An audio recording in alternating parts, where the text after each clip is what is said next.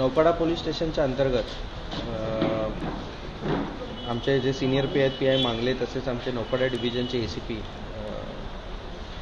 Nita madam यांच्या मार्गदर्शनाखाली आपण 3 चेन स्नॅचिंगचे गुन्हे, 3 घरफोडीचे गुन्हे तसेच 2 मोटरसायकलचे गुन्हे आपण उघडकीस आणलेले आहेत.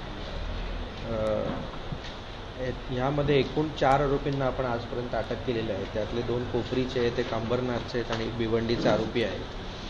आणि या सगळ्यांकडून एकूण 88 ग्रॅम सोनं आपण रिकवर केलेलं आहे. 2 ॲक्टिवा आणि एक पल्सर गाडी देखील आपण या गुन्ह्यामध्ये आपण जप्त केलेलं आहे.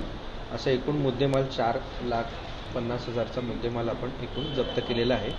आणि त्यामध्ये 7 गुन्हे जे आहेत ते नौपाडा पोलीस स्टेशनचे गुन्हे उघडकीस आलेले आहेत आणि 1 ठाणे ग्रामीणचा गुन्हा उघडकीस आलेला आहे. आरोपी हे अगोदरच्या यांच्या रेकॉर्डवरती गुन्हेगार आहेत. त्यांच्यावरती बरेचसे चेन स्नॅचिंगचे किंवा घरफोडीचे वगैरे गुन्हे, प्रॉपर्टी ऑफेन्सेसचे गुन्हे निष्पन्न होत आहेत. पोलीस कस्टडी वगैरे किती दिवसाची? अजून 3 दिवस. 3 दिवसांची पोलीस कस्टडी मिळाली. सुरुवातीला 4 दिवस होती.